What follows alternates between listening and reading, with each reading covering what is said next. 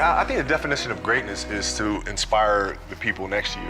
It's not something that lives and dies with one person. It's how can you inspire a person to then in turn inspire another person that then inspires another person. And that's how you create something that I think lasts forever. And I think that's our challenge as people, is to figure out how our story can impact others and motivate them in a way to create their own greatness.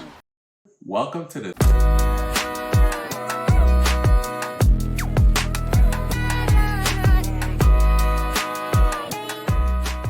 Welcome to the 3-on-3 podcast. That's right. You're tuned in to the number one NBA podcast in the universe. I'm here joined with my compadres, my amigos. I got Ev over here, Lou, and I have the Pod Mamba in the background, making sure that we continue to be the number one basketball podcast in the universe. We have a great show in store for you as always. The NBA Cup, it's been decided. The matchups have been locked in. We're so excited to get to see that matchup going.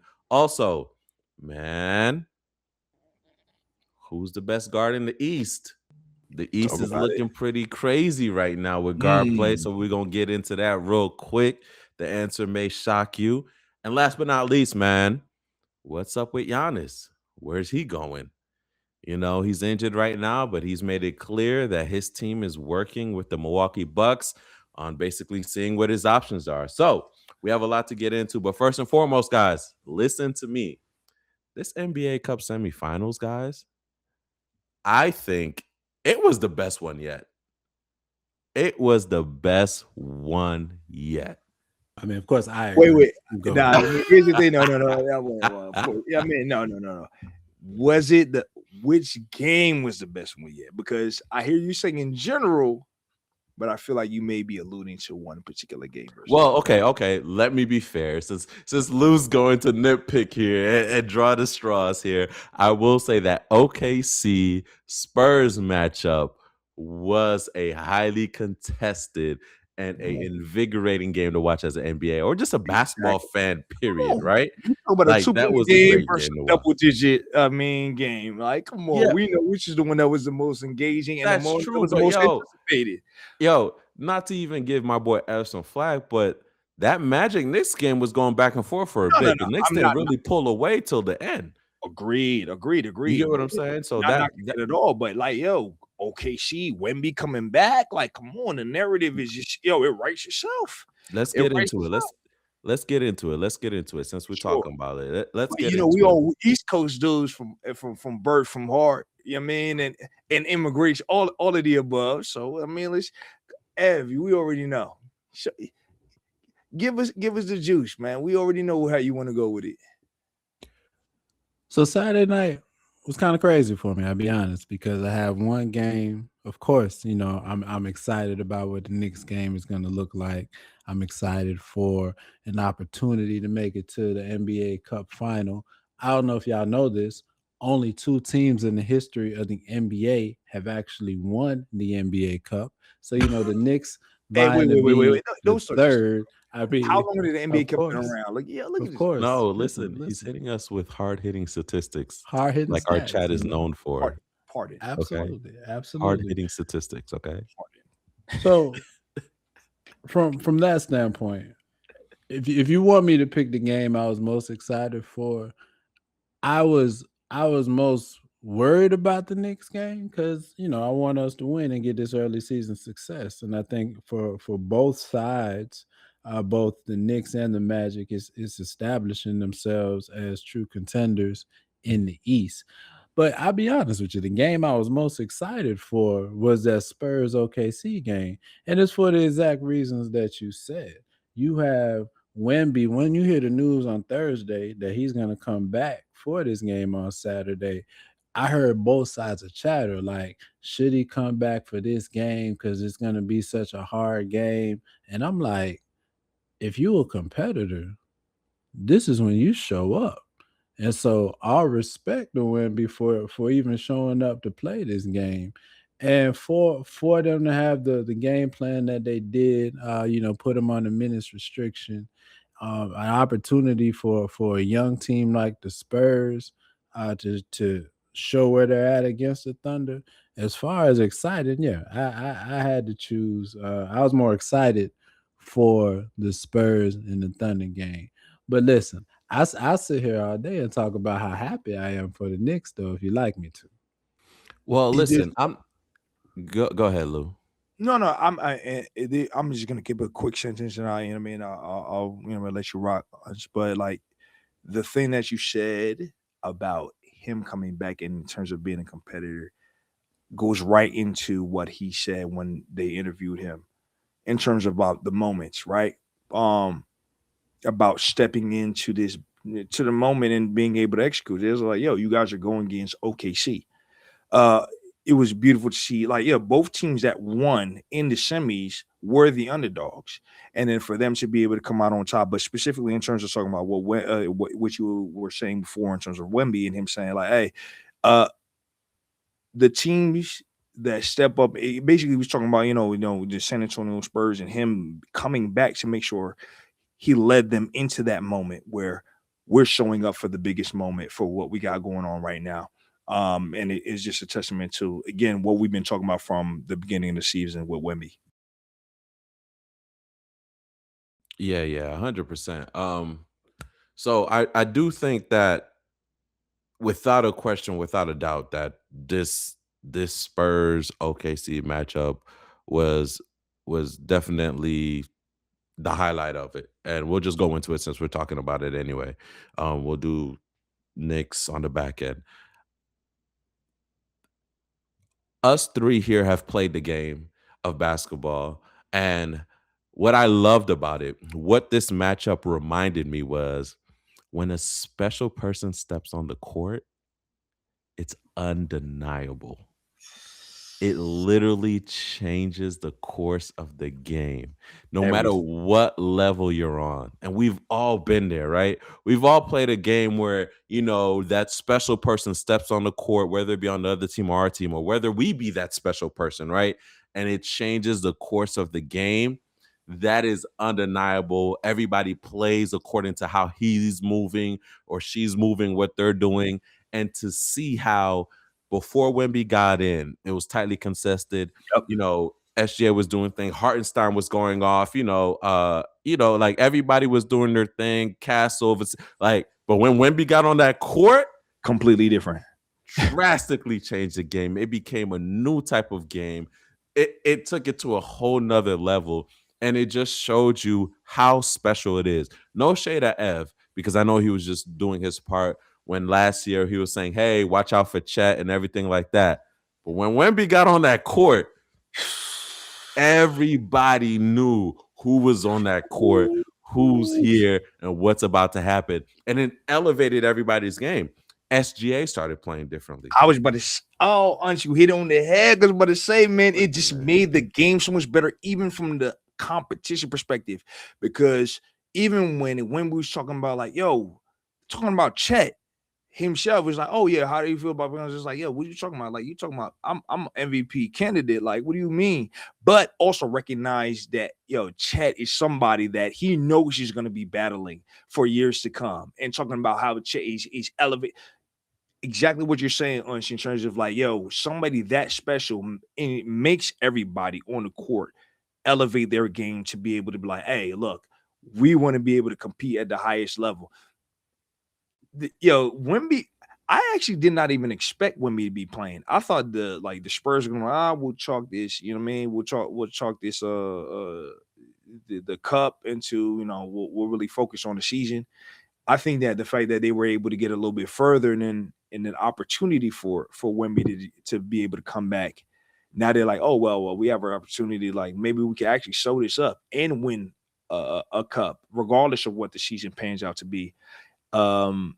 But I thought like, I didn't expect this. I thought the Spurs were going to be a little bit more conservative with Wemby for the season with the high calf injury, and we know what that's been for the They Achilles. were conservative. He actually played within his minutes restriction.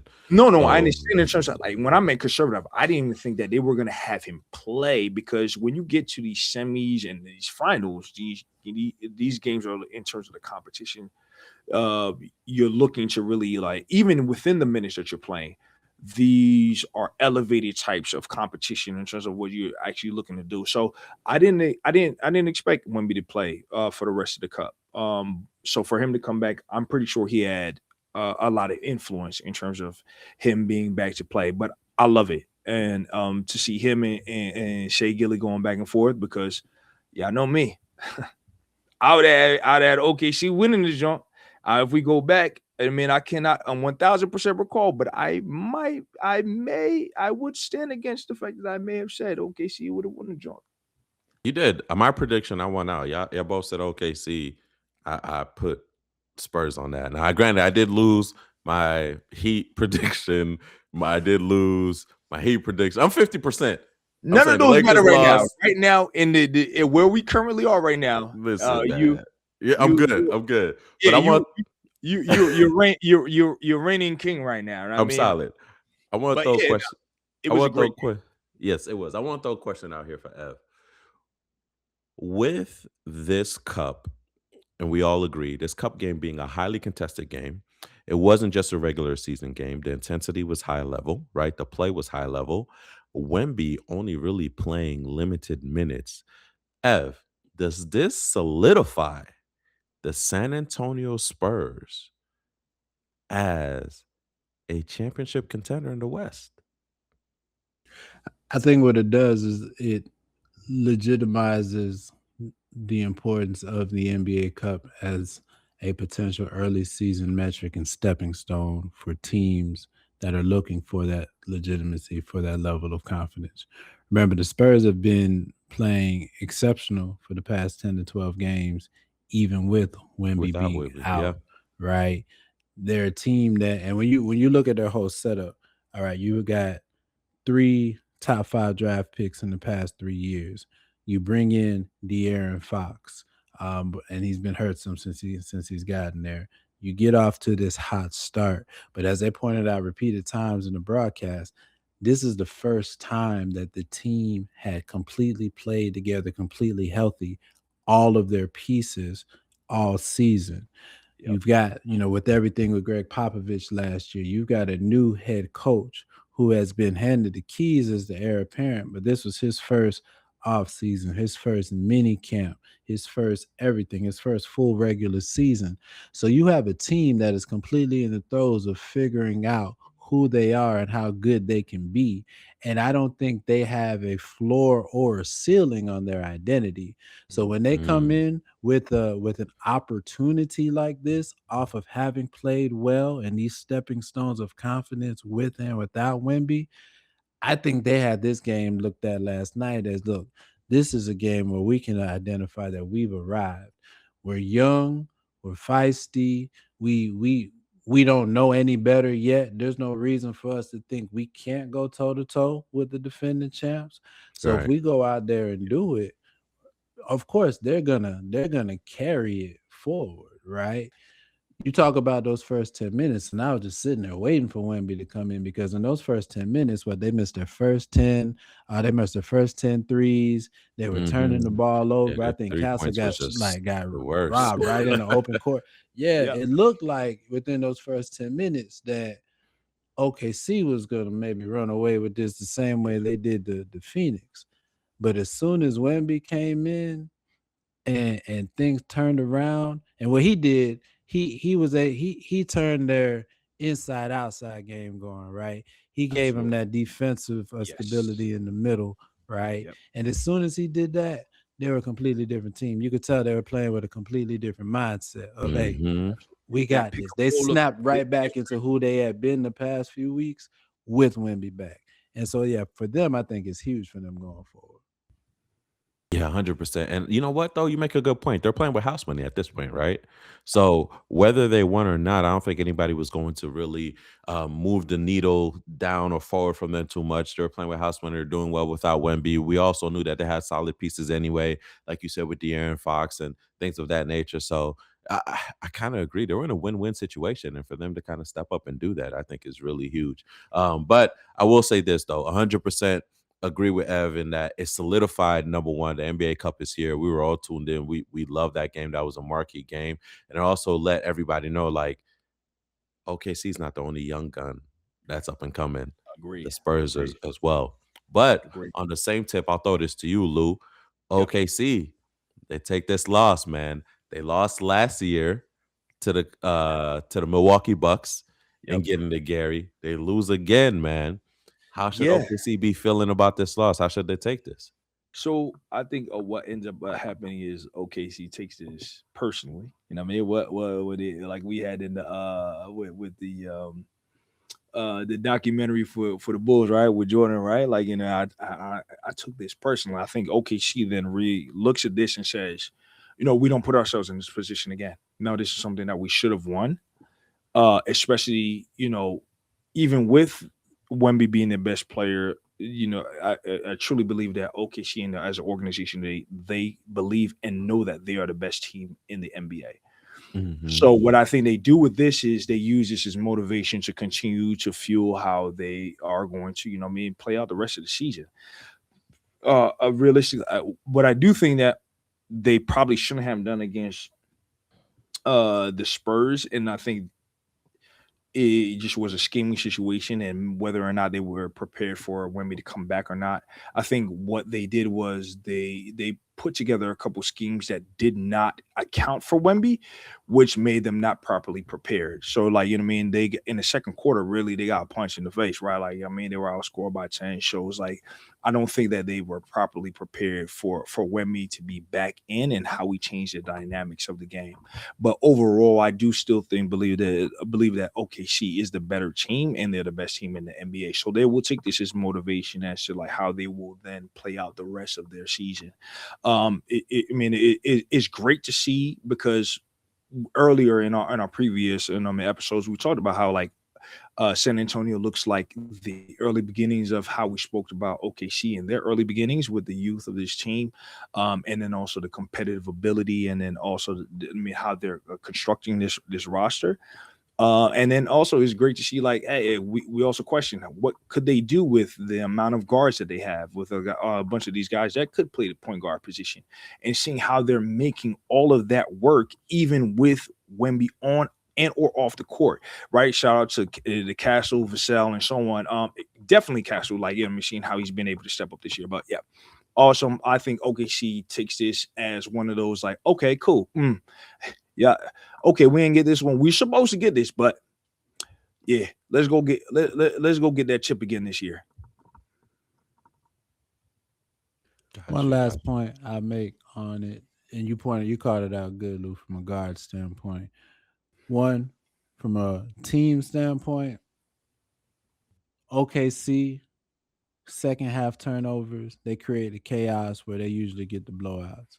One way to keep from having a bunch of second half turnovers is if you have 2 point guards on the court at all times, Facts. which the Spurs kind of did. Facts. From a league standpoint, before Saturday night, it felt like it was a foregone conclusion. OKC was going to run away with this and win another title. It was suggested that some teams should just pack it up and wait for next year. Now, I'm not saying this completely changed that narrative, but if you're one of those other teams, OKC doesn't look quite as invincible as they did 48 to 72 hours ago. If you're one of them other teams, you do not have Wemby. There's blood in the water, though. There's blood in the water. There's blood. You don't have Wemby. You don't have Wemby. There's blood in the water because I hear you. Even coming in though, let's talk about it from a basketball standpoint before we move on to the next real quick.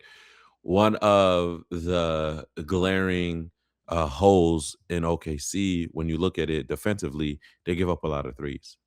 Yeah. And what compensates for them giving up a lot of threes because they turn you over, right? So because they turn you over frequently, it hides the fact that they give up a lot of corner threes and side threes.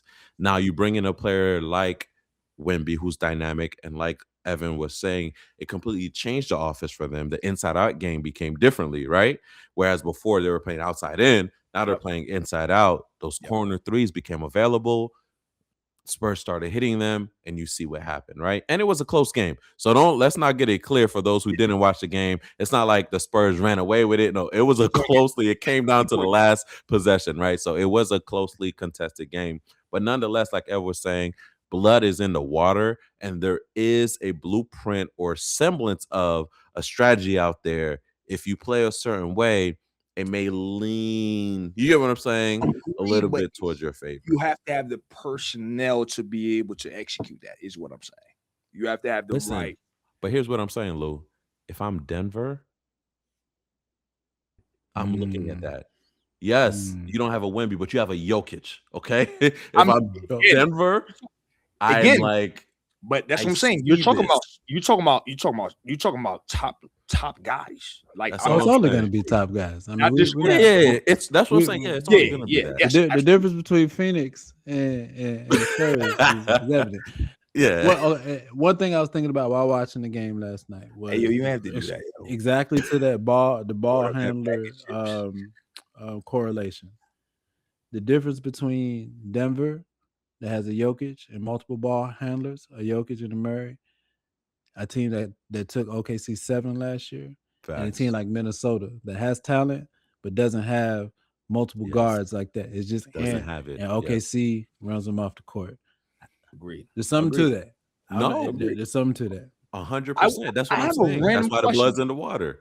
Agreed. Go ahead. If you have the, that's what I was saying, the personnel in terms of being able to put the scheme together, because I agree with that. 1,000%. 100%. The scheme is there if you have it. And this is just a random question. I know we need to move on. And as I was watching the game, did Dylan Harper grow? I know he's mad random, but it seemed like he might have grown another inch or two, bro. He probably. I mean, he hasn't cut his hair, but he's low key. I know the youngest in that generation with their hair, because we know Wemby grew over the summer. But I was looking at Dylan Harper. I was like, he seems taller than what he was at Rutgers. I think what he definitely seems he already has an NBA body.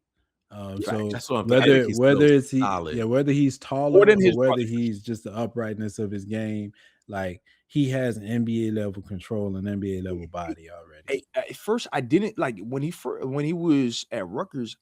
In terms of his listing, he wasn't bigger than Fox. So when I'm seeing him on the Spurs this year, I'm like, what happened? It's that barbecue in San Antonio, man. With Charles Barkley saying the big old women, he eating good down there, man. Leave that man alone. He eating good down there, man. He eating good down there. That Tex-Mex, man. Stop playing. Yeah, I ain't mad at it. All I know is Stop just like playing, in terms man. of like how I seen in terms of how they were matching up against OKC, I was like, wow. And I'll say this too. We got to move on. I'll say this.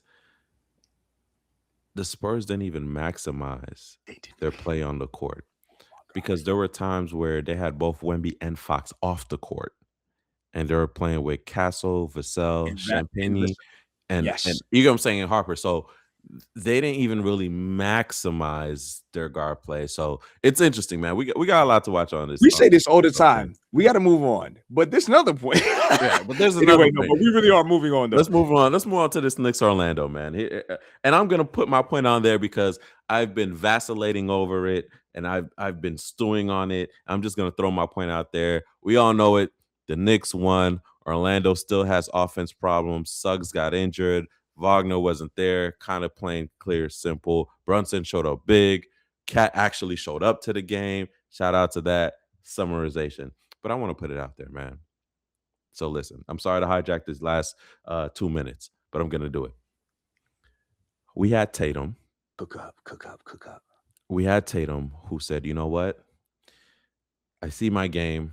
I need to take it to the next level. Let me go study with the Mamba, right? Get my footwork right. You get what I'm saying? He saw his game. He saw where he wanted to be. He said, I'm going to go study with the Mamba right there and get it right. And he get it right? If you look at his footwork in the mid post, it's giving you Kobe, the footwork and things. His favorite footwork coach as well. No, he didn't go to Hakeem. Right? He didn't go to Hakeem. It's Kobe by way of Hakeem. Right. You saw Wemby and what he did. He went to multiple players and did that, right? So I'm looking and I'm watching this Knicks Orlando game. I'm looking at Banchero, and I'm like, hey, yo, why is he not calling up Melo? Why is he not calling up literally one of the greatest scoring forwards in the history of the game and saying, hey, sir, can I please work with you? He has the build. Do you get what I'm saying? He has the build that Melo has. He has the strength. Get in the gym with Melo. What happened last year with Orlando is that they had an anemic offense. Am I not wrong? Right? I'm saying, am I not right? Like they had an anemic offense. So why not get in the gym with one of the greatest scorers in the world? And I don't think Melo would have said no. Melo wants to pass on his greatness. He has the build. Why not? Am I tripping? Like, Not to me, he is supposed to be the second coming of Melo. Like how that we is talk his about game. how Melo has come behind other guys of his, and you know, for instance, like Melo talks about the guys that he studied. Paulo, I've yet to hear the guys that he studied. Like you hear I'm Melo. gonna tell you the guys he studied. This is an irresponsible take right here, but I'm here for it. We're here for it. Here we go. Here we go. All Seattle ballers play the same. Make us rival. Make us viral. Make us viral. All Seattle ballers play the same. Oh, It's Lord. the Jamal Crawford influence. They wanna handle the ball, break your ball, and get to the court. Man. That's I stand against that. He's a 6'10" Seattle guard, man. That's what he is. I stand against it. Wemby went to go see he went to see Hakeem. You know what I mean? In the Zen Master, went to go see Piccolo and Kevin Garnett. Went to go see Jake Crossover and Jamal Crawford, who gave him all all his tips and tricks. And we see what women. No. Paulo, I stand against you with Paulo. Paulo, and I agree 1,000%. Your game, and not only that, you should be hitting up. You should be hitting up Melo. You should be hitting up T-Mac. You should be hitting all these guys that play the same position, play the same type of game that you play, and being able to learn as much as you can. And you're not capitalizing on that. On the fact that and also on the fact that you have issues on being on the floor. Like I mean, like while you're on the floor, bro, you should be capitalized. But Hans is saying exactly that. We've been expecting Paulo to be at a particular level that he has not yet hit. And in the next year or so, the reason why he's getting grace is because of injury. In the next year or so, if he has he can put 2 or 3 seasons together of him not injured, he doesn't reach that level, then we have to revisit this conversation because Paulo really should be a top 5 player in the league, period. So here's 6'10", 250. The Melo comparison, the Melo archetype, I think is a solid one. But I put out there that y'all are leaning more towards the bully ball style of Melo's game. Yes, the phone book portion. No, you're with the phone book portion. Melo, not even bully ball. No, Footwork. If you look at his mid range, he has a weak mid range. Melo, because I understand. I love the bully ball style, right? And like love to see it, but I'm not even looking for that because that's kind of aged out of this game. I'm looking for the mid-range Melo where you throw it in the high post or sometimes on the elbow and Melo will give it to you, right? He'll give you that jab step. All of that. He'll go towards the middle. He'll pull up, right? That's the big glaring hole in Paulo's game. That's not automatic for him. And that's what made Melo's jab step so dangerous, right? Because at the end of the day, you had to respect that mid-range. Be able to toss you in the post for you to give a shoulder fade. Turn and hit that fade. Like your mid-range game, Paulo mid-range game, he should be. There's no reason why Shea Gilly's mid-range should be better than Paulo's. Paulo wants to put you on his back and shoot the fade away all the time. That's the only reason I get to the bully ball standpoint. What made Melo's mid-range deadly wasn't just having the shot itself. It was the jab, because as if he got half a shoulder on you, that strength, he was going straight into the basket. Also, Melo was his first step was quicker than a lot of guys as well. Yeah. That's why the quickness is not just the strength; it was also the quickness. Now, right. And I think Paulo has the quickness. He just doesn't use it. He doesn't use it. And that's the Hans's point. Like, that's the Hans's point. He's like, yo, you have all of these tools in your box, but you're not maximizing on it at all. You're not maximizing at all. All right, fellas. Yeah. So I don't know. It's just a glaring hole right there because when I think of other players and who have stepped up in the East, right, as we transition to this next segment, we think about all the guards who have stepped up. Think about Jalen Brunson coming back. We think about Cade who's coming back. We think about Maxey who's done. All players who have really stepped it up offensively, right? They've all gone to the this chat is wild right now.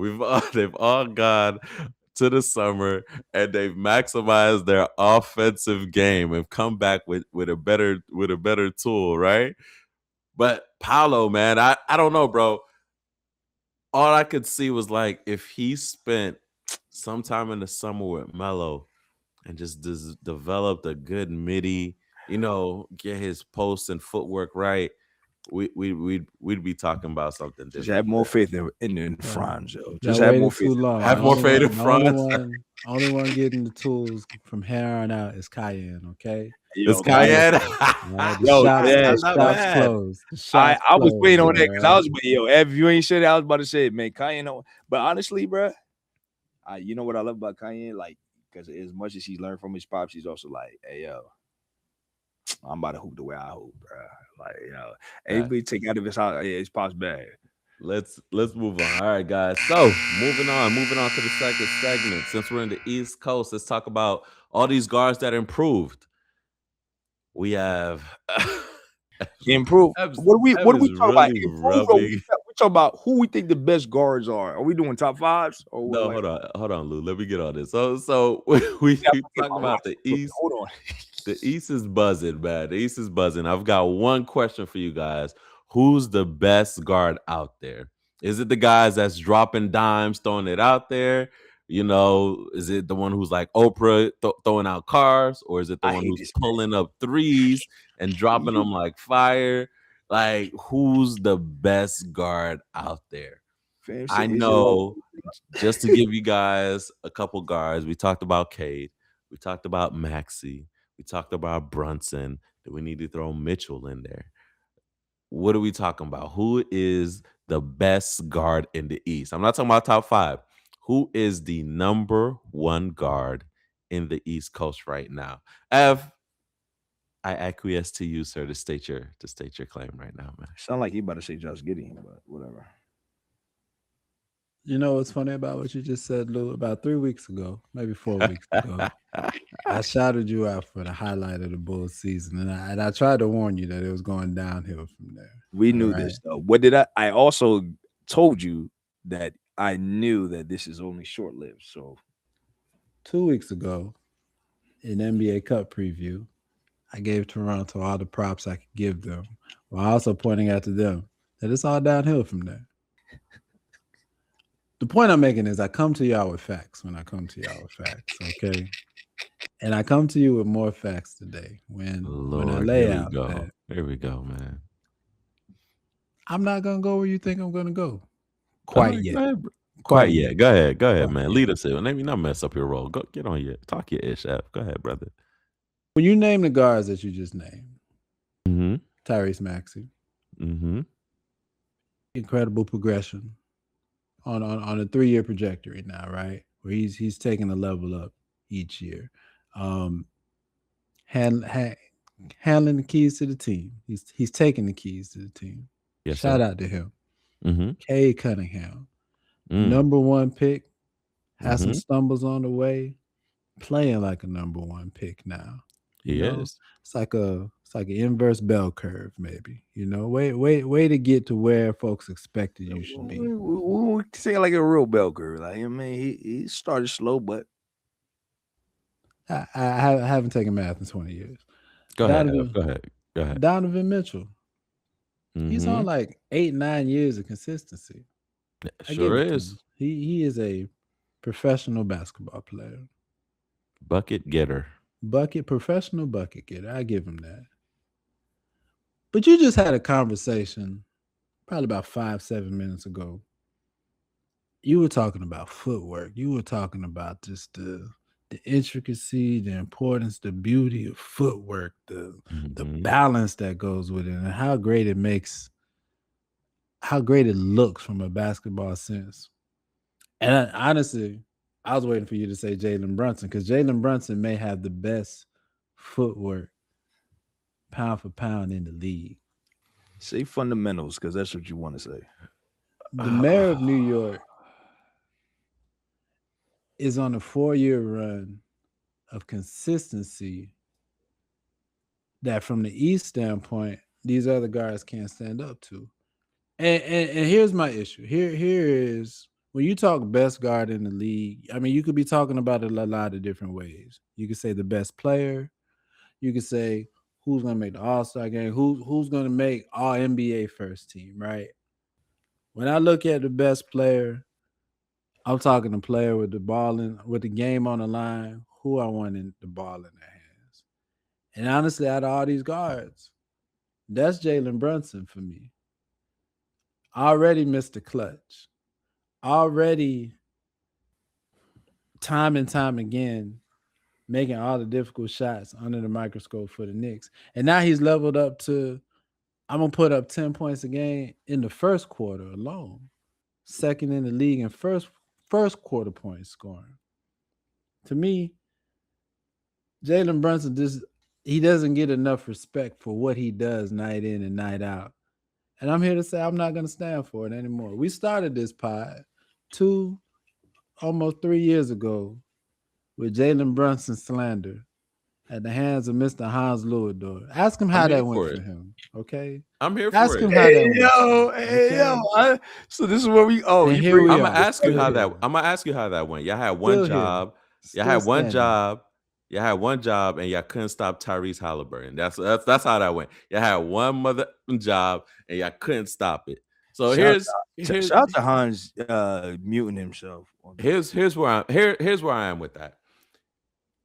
He got the clutch player of the season award. How is he underrated?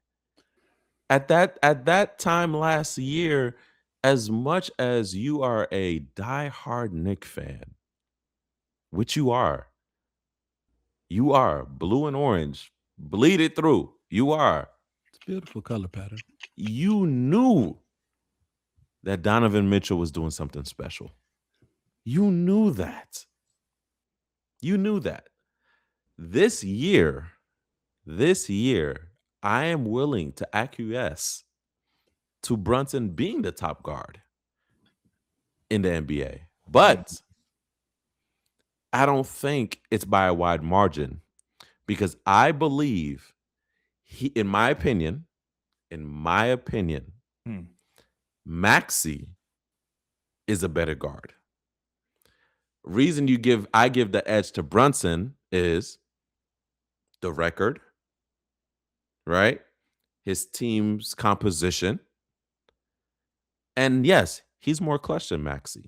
Yeah. And overall, but if Maxey had a better composed team around him, cats who aren't always injured on the bench, I would argue Maxey would be right up there, if not above Brunson.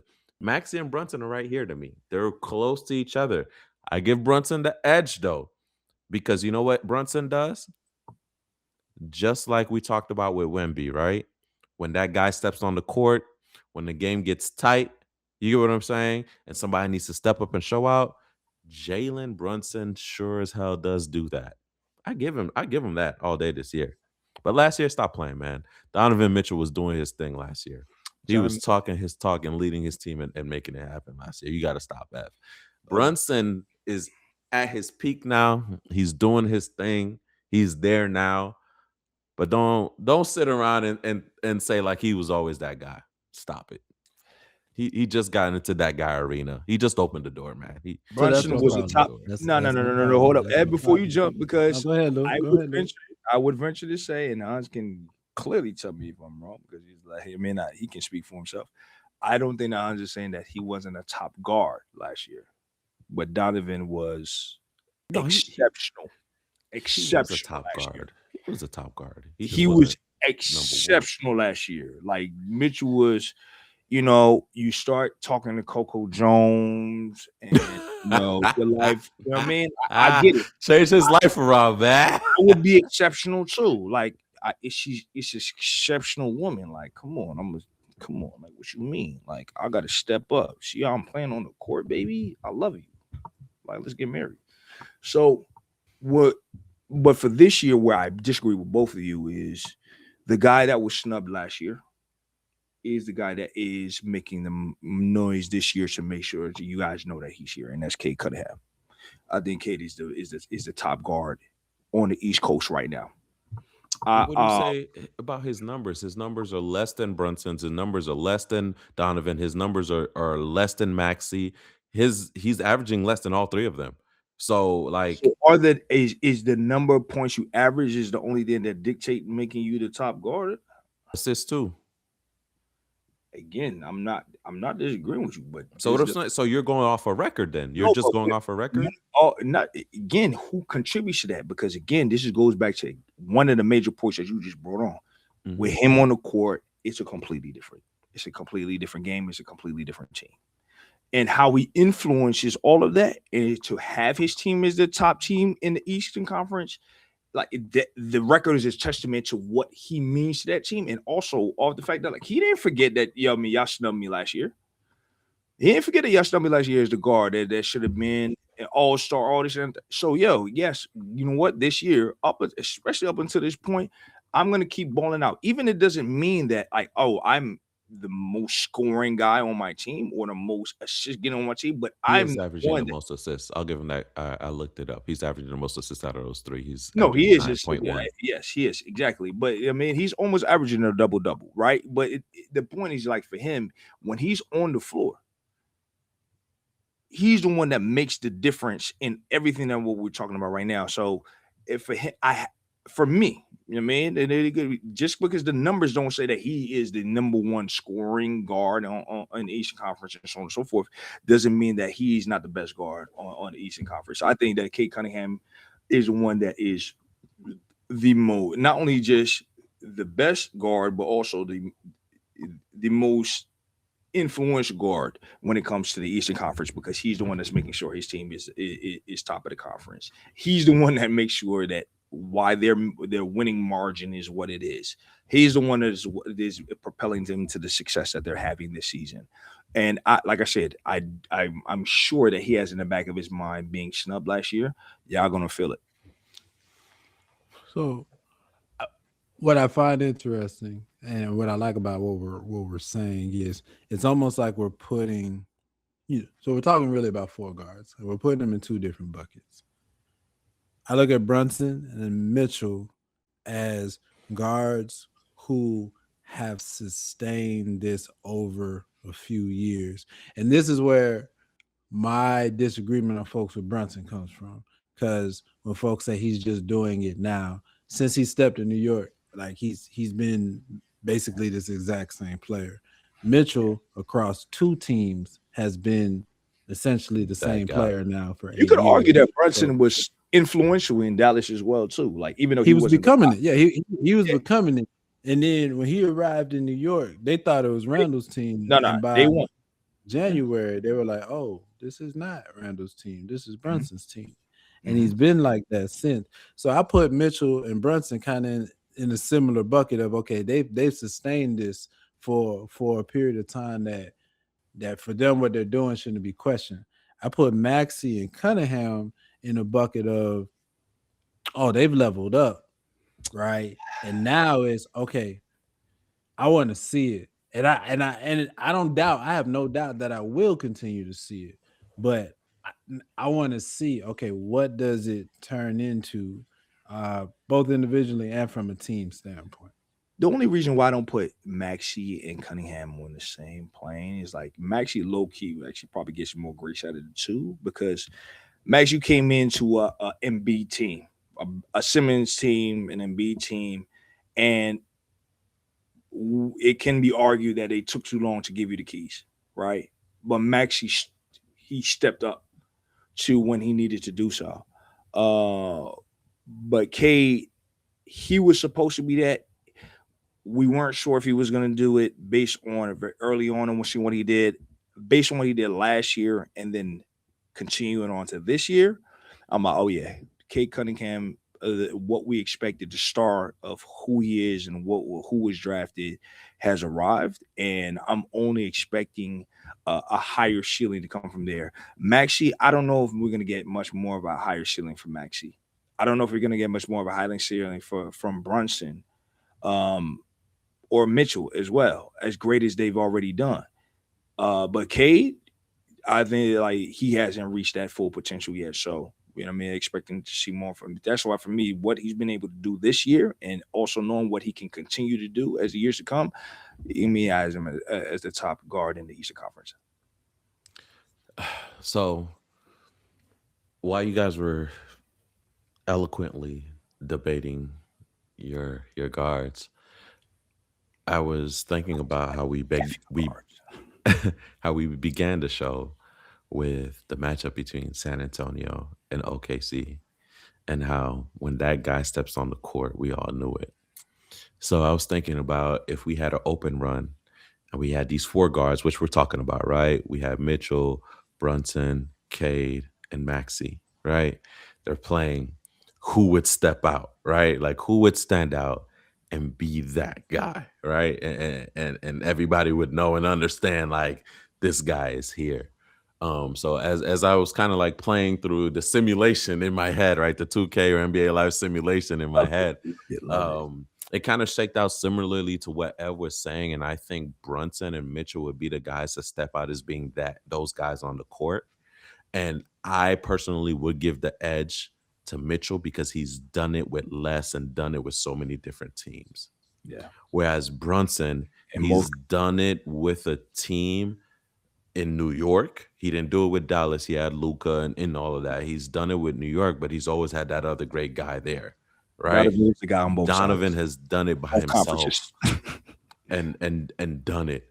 Yeah. And I think if we were to all put them in open play, throw the ball up, and it got there, like I think it would be between Brunson and Mitchell, but I think Brunson would have to take a step back because Mitchell would be that guy. I think that's how I see. Only way I disagree with you is I think it would be Mitchell and Cunningham. And Cunningham, okay. I think all of them will put up good stats, but if the game was close, Brunson would close it. And ultimately, I'm trying to stay on the court. His last year award, I can't stand this guy, yo. What's the next topic, yo? You gave the Clutch Man Award. That's why you're gonna give it to him. Listen, man, he was clutch before that title. Okay, you just said it was. What Terrence Crawford said. I don't need that belt. I am the champ. First and foremost, it's okay. Nobody asking Brunson to spend $300K to solidify his career. I was about to say, is he on? Don't start your stuff, yo. Don't start your stuff. Adam Silver ain't slide Brunson. You know what I mean? Hey, by the way, yo, here's my cash app. Send that $300K. Come on. Speaking of $300K, what we going for Tuesday? $500,000 each. What's the $500,000 is $500,000 so each? Tuesday is the NBA Cup finale in Vegas. We gotta get out to Vegas, man. You gotta see a game. Vegas is where it's at for the NBA. The NBA Cup preseason. But yeah, $500,000, man. For them to get a team. Let me just remind everybody before we transition to the next segment, okay, that history is on the line. Only 2 NBA teams have ever won the NBA Cup. We will have a third. We will have a third on Tuesday. That is our statistician, Evan, here breaking out stats for us. I was so close. All right, guys. 25% chance of getting it right. Got it. All right, let's move on, guys. Let's move on to our last and final topic of the show. These trade rumors, man. Woo. All right, Giannis. The trade watch is back on the ticker with the Greek Freak. Sorry, Hans, you have to say it properly. Giannis and Sons or Giannis and Co. Is it Giannis? Giannis and family are on the trade. All 3 of them are on the trade. Sorry. Not just Giannis. Giannis, Thanasis, and Alex. Giannis and the Pips are on the trade block. That's elite. Will the Greek Freak and his family and his siblings be packing his bags?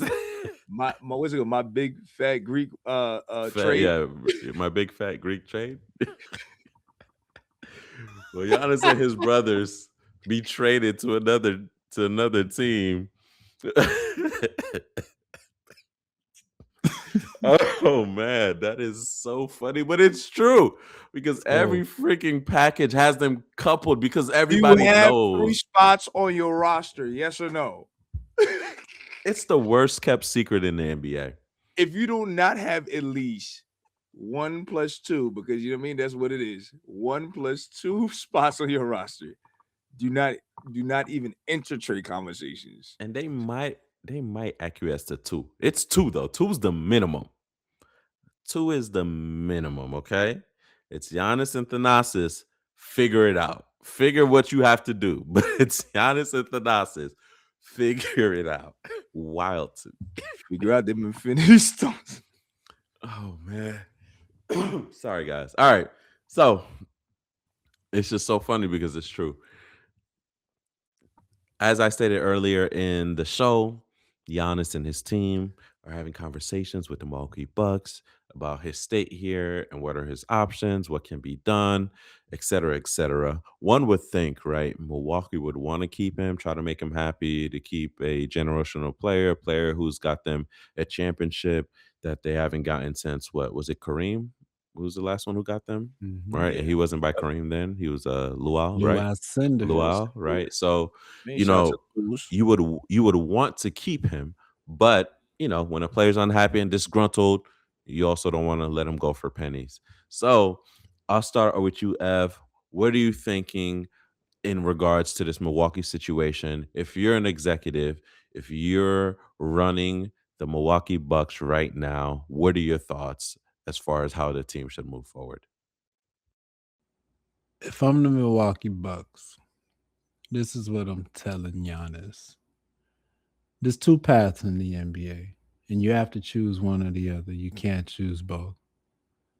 Do you want to chase titles, or do you want to chase hometown immortality, Legacy. legacy? And Giannis, if you wanted to chase titles, you should have chased titles 2 years ago. Giannis came to the Bucks in 2012, 2013, and he climbed the mountain. And the thing about climbing mountains it's hard. It's hard, bro. Not everybody gets to do it, but you did it year in, worked out, put in the work, and 2021, you made it to the top of the mountain. Yes, sir. First ballot Hall of Famer. First ballot Hall of You Famer, solidified. MVP, Solidified. champion in Milwaukee. Yeah. You got a statue out there. You're gonna have a statue. Those things are guaranteed. Everything on the other side of that fence, it's not guaranteed, man. And for you to be as family oriented as you are, to the fact where we talking about trading not just you, but you and your brothers. We've made your family home here. We've made your brothers millionaires. Why you want to leave that to go chase some rings, man? Not even just that, not us. Also facilitating, making sure that you and your brother are on the sneaker deal. Right? Like I get it. Like who in But- a thin ass shit? You like, shoot, bro. Come on. You better You got it right first. Like you should have called it Thanos. All right, fine. We'll give you Gabe Vincent, Maxi Kleber, Rui. All right. And See, yo, Vando. you see, we can't go an episode without the Lakers rearing their ugly head.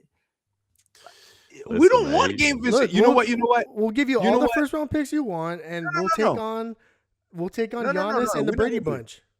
What is it? Brady Bunch. When he said his preference is son, a chance at a championship in a big market. So Tyler Hero, come on, Tyler Hero on 2 first. All right, what's more probable, a Laker trade or another Miami Heat Hey, false Tyler trade? Hero in 2 first. And I'm Hans, we gonna throw Bam for good Okay. for good man. Austin Reeves in 1 first. Now what? I'm trying to think through That's Oh. that's what I'm trying to think through right here. Is what's the best nickname for what's his name? AJ Green, Austin Reeves backcourt. Is it Crispy Whites? Is it No, what? nothing's beating what the Lakers have right now, which is the Snow Time Lakers. The Snow Time Lakers? Nah, I the don't know. I Spurs think actually the have French people are, vanilla. yeah. What That's what I'm about saying. There's some good ones out there. There's I some think good ones out I think there. the people of Wisconsin can do better. what about Tres Leches? Rest of Leches. Who? You know what? Luca, AR, and Jake LaRavia, the Tres Leches. The Tres It used to be Leches. Dalton, but we don't count him anymore. Yeah, what happened to him, man? He fell off. What happened, man? He There's got only traded to there's only Charlotte. He room got for traded to 2 white Charlotte. people. He got traded to Charlotte, and then He got he traded. got all happened to that come- stink from Charlotte and brought Come it on, back you with him. don't do that. Yeah, when y'all read nigga on that trade, he ain't been the same since, man. LeBron was so Sometimes beat to say I was right about Komet, wasn't I? That is wild. But yeah, okay, that's my Giannis take, man. Like if I get you. Also, as Christian pointed out in the chat, he made these same allegations in the chat before, right? And he also made a point which I want to bring up, that when a player is often disgruntled, the team can feel like they don't have leverage. And I disagree. He doesn't have a no trade clause. The team can do whatever the heck they want. If I'm them, if you're so hell bent on leaving here, I better get the world for you. Facts. And guess I what? better get the world for you. And your brothers don't move the needle. Sorry. Yeah. A whole new world. I better get the world for you. I'm talking about if the Lakers want to play ball, cool. I need AR. I need Rui. I need everything, okay? I need a haul for Giannis because as How we does stated, LeBron right? and Gabe Vincent Yeah. sound to you? I need the No. LeBron and Gabe Vincent, Christian. no. We need more, Christian. We need that. We need the extra we need the extra shot clock that you guys picked up the other day. Because, Listen, no, they're big time now. Remember, they sold out. They're not a mom and my pop bad, shop my bad. 'Cause anymore. You know, they was They're Walmart We're big now. money. We're big money. Box. Hide the Yeah, money, yeah, y'all. yeah. We got some poor people around here. Yeah, you know what I'm saying? They Walmart now, okay? They with the Waltons now, okay? They're big money now, okay? Oh my Got God. rid of the sound good family. now. Got Nah. rid of the brothers. They listen. They're doing You big gonna money. yeah, now. you're gonna give you're gonna have to give up Austin Reeves and Rui. Like I mean, LeBron isn't gonna go to Milwaukee, so that's chalked. Luka's y'all definitely not trading Luka because you just got him in a blockbuster trade. So what's gonna happen is That's Reeves, Debs and Bane, by the way. Rui, and Doan gave Vision because you hate him so much. I don't know why. Like whatever. I don't know. Like come They on, need throw to in. go Yeah, Gabe. you gonna throw in a like assistant coach too? Because coaches can be tossed in trades. You're nowadays. asking I why I don't hate think- Gabe Vincent so much? Because he doesn't I didn't offer ask that. anything. He doesn't just offer know that defense. He you- doesn't offer offense. See, I didn't even ask him, right? He's like, by the way, since you asked He me, offers a seat on the bench. He That's offers what a he trade offers. package for Giannis. That's what he's offering. exactly, you're gonna trade him so that Thanos has a seat on the bench. No, that's not gonna happen. I don't think the Lakers have it. It's gonna have to be San Antonio, who has a whole bunch of guards. San Antonio will never do it because they're not gonna mess up their flow. If they're looking at OKC type of trajectory, they're like, nah, like we're gonna stick to how we're doing this. I think I Does read a OKC report do on. it? I think I read a report that San Antonio said that they're not going to trade for Giannis. Yeah, they're not. You did I put don't- out there. They're not I gonna don't do it. see. I think the only team that would trade for Giannis is Los Angeles. I can't see any other Los Angeles Lakers. I don't see any other team. Memphis. But he wants to be at a championship contender. So it's like I don't think he's you gonna train get to that. Memphis, but you What change him to championship contender is gonna do that? He's not gonna get that. he's better off squatting in Milwaukee and them getting pieces because Milwaukee is a better chance than Memphis. Yeah. Well, listen, guys, we're out of time. We don't know where Giannis is gonna end up. Listen, man, we're just hoping to be at the family reunion one day and we can end up on a contract just like Club 520. Hopefully, we'll get on Adidas. We'll let you guys know soon. Yeah, man. Nike, talk to us, man. All right, guys. As always, we appreciate you being here with us. Check us out on our social media. Like, subscribe, hit us up in the comment section. As always, peace. Take care. See you guys next week. Bye. What's up, guys? Thank you for listening to the 3 on 3 podcast. Please be sure to give the episode a thumbs up if you loved it. Hit that subscribe button. And last but not least, hit that bell. So that way you're notified every time we drop a new episode. Hit us up on our social media, guys. You can find us at the 3 on 3 podcast on IG and Twitter. If you want to give us any ideas or suggestions, shoot us an email at the 3 on 3 podcast @gmail.com. We appreciate you. Thank you for tuning in. See you guys next time.